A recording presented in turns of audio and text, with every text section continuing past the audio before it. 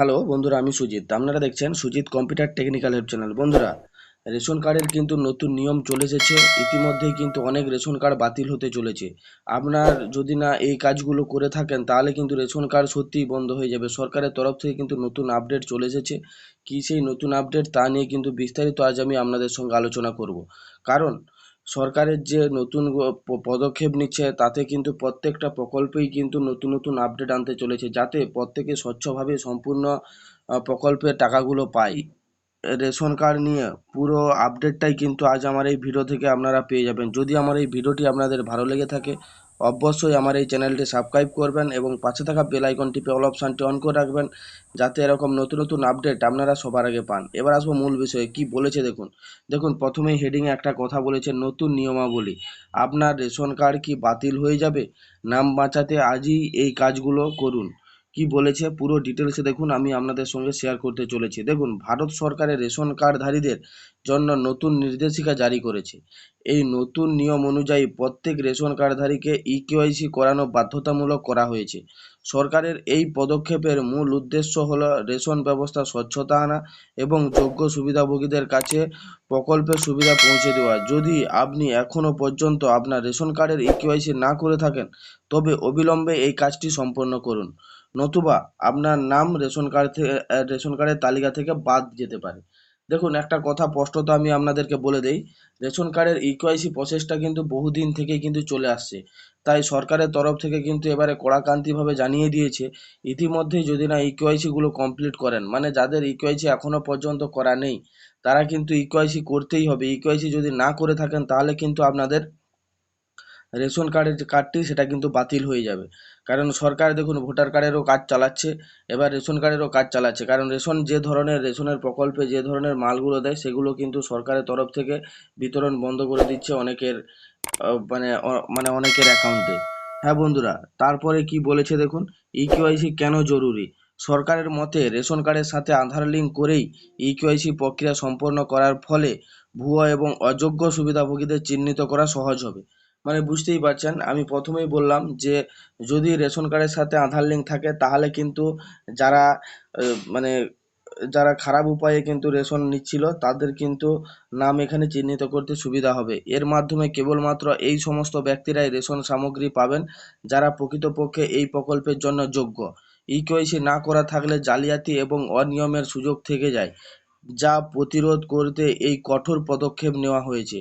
তাই যদি আপনি চান আপনার পরিবারের সদস্যরা আগামী দিনের সরাসরি সরকারের রেশন ব্যবস্থা থেকে বঞ্চিত না হয়, তাহলে দ্রুত ইকেওয়াইসি প্রক্রিয়াটি সম্পন্ন করুন। মানে এটুকু বলবো যে স্বচ্ছতা বজায় রাখার জন্য ইকেওয়াইসি প্রক্রিয়াটাকে সম্পন্ন করতে বলছে। কারণ যদি কেউ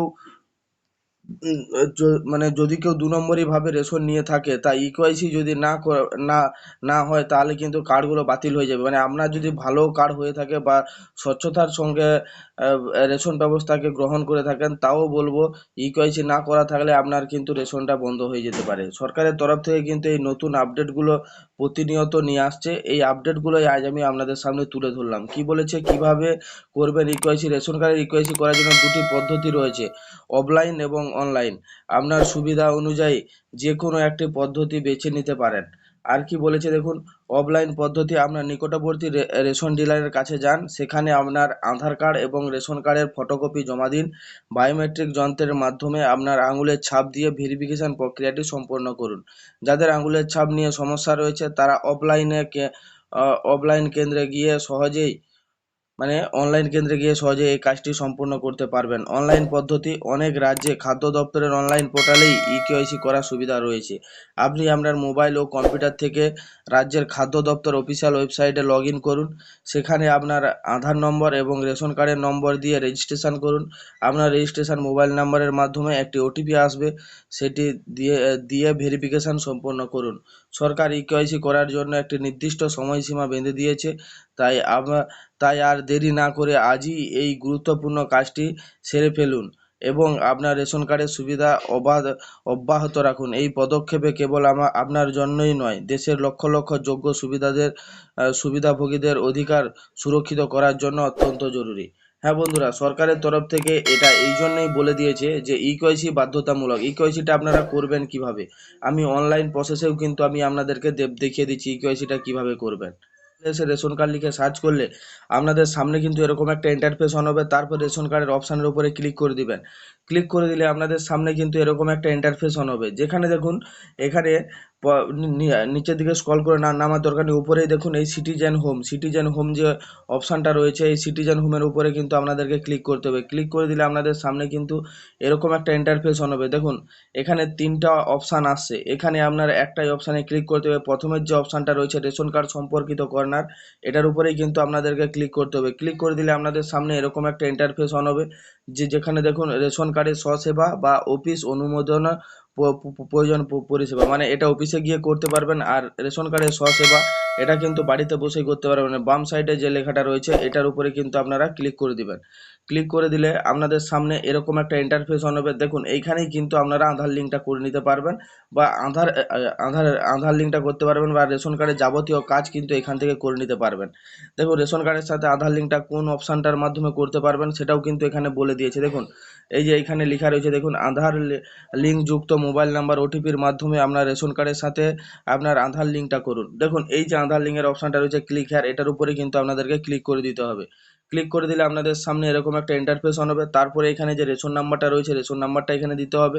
তারপরে এখানে ক্যাপচারটা রয়েছে ক্যাপচারটা দিতে হবে। ক্যাপচারটা দিয়ে সার্চ অপশানে ক্লিক করে দিলে আপনার যে যে আধার নাম্বারটা আছে আধার নাম্বারটা দেওয়ার এখানে জায়গা চলে আসবে।